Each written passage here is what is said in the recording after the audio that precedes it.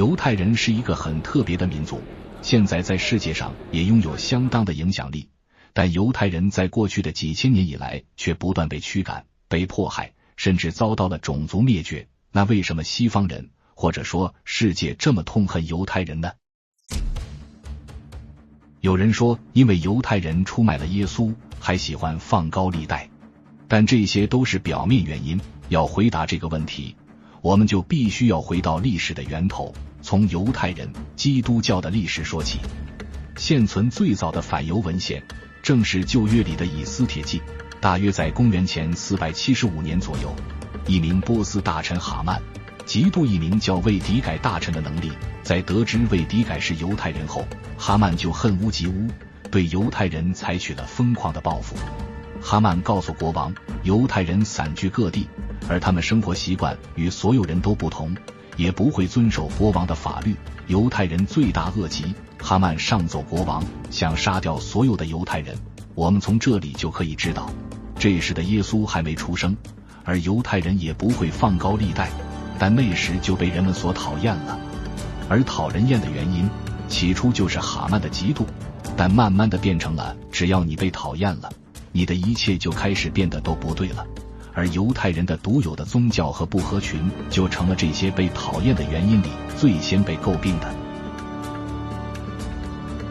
犹太人是一支古老的民族，以前叫做希伯来人，生活在以色列一带。在公元前14世纪左右，埃及的法老们开始向外扩张，当时的希伯来人因为生计，也就慢慢的开始迁入埃及。一开始两边倒也相安无事，共同生活了很久，但埃及的国运在不断的蝗灾、地震后开始下滑，最后还爆发了瘟疫。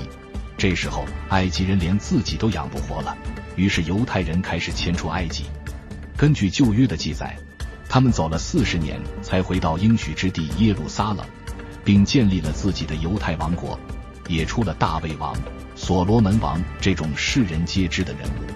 但好景不长，犹太人先后被亚述帝国、巴比伦王国击败，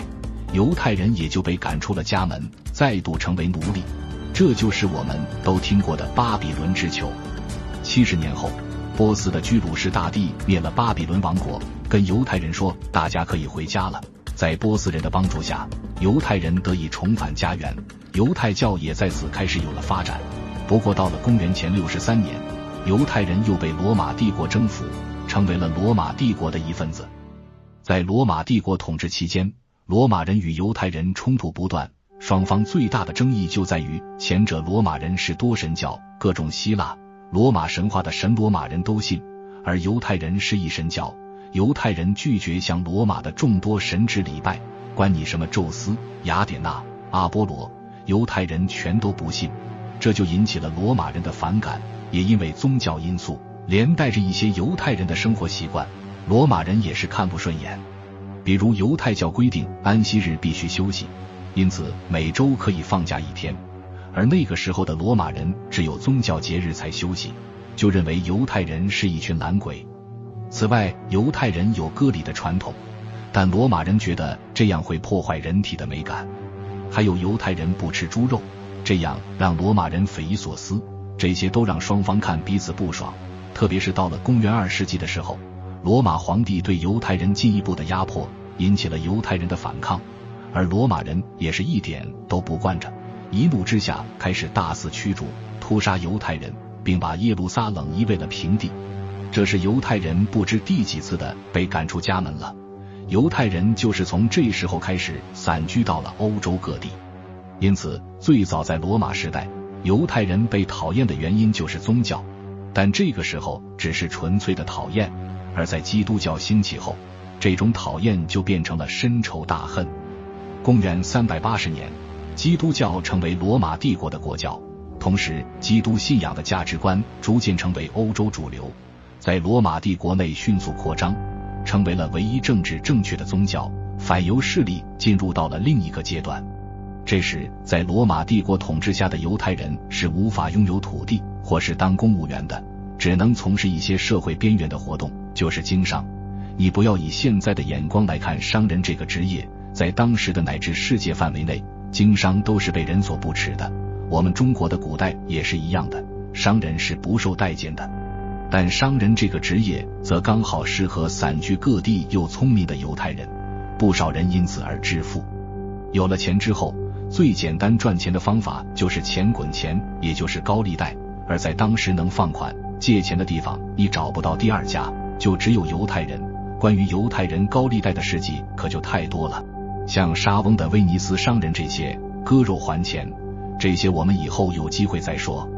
你一定也有过这种感觉，当你从别人那里借到钱时，你是心存感激的，但你要还钱的时候就开始不爽了，而且要还的比借的多得多的时候，这种不爽就变成了怨恨。基督徒们认为，犹太人透过充满罪恶的高利贷来榨取高利，用力滚利的方式侵吞着基督徒的财产，对比贫穷的基督徒，相对剥夺感就油然而生了，这些都强化了对犹太人的仇视。此外，犹太人庞大的财产也受到了统治者觊觎，好一点就用抽税的方式，而更直接的就是直接没收。因此，犹太人的富有也变成了讨人厌的原因。而且高利贷是犹太人少数可以从事的行业，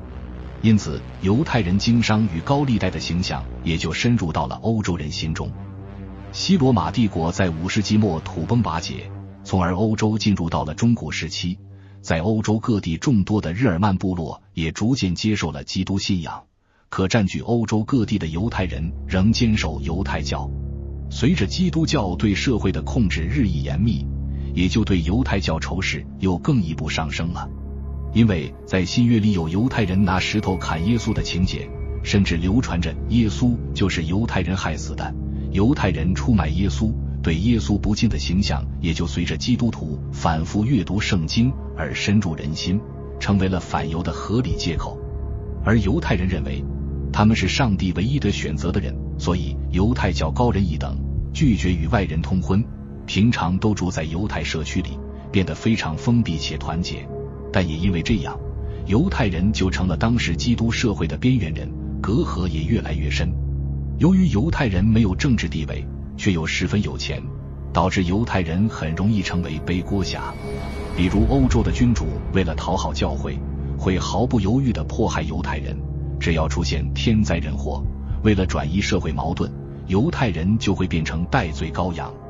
公元1096年的第一次十字军东征的对象本应该是穆斯林，结果十军在回程的途中顺手杀害了1万名以上的犹太人。欧洲各地犹太人不是被杀就是被驱逐，让不少犹太人不得不改信基督教。欧洲的反犹主义到了二战时期来到了巅峰，1100万的犹太人成为了纳粹灭绝的对象，最终约有600万人遭到杀害。二战结束后，在列强的支持下，犹太人重回以色列，结束了2000多年来的苦难。其实与犹太人一样悲惨的民族有很多，如吉普赛人、鞑靼人、库尔德人，长久以来他们都在世界各地流浪，都曾被各国视为异类，饱受歧视与迫害之苦，但唯有犹太人重回故土，到现在又来到了世界的舞台。但这一次，犹太人是正义的吗？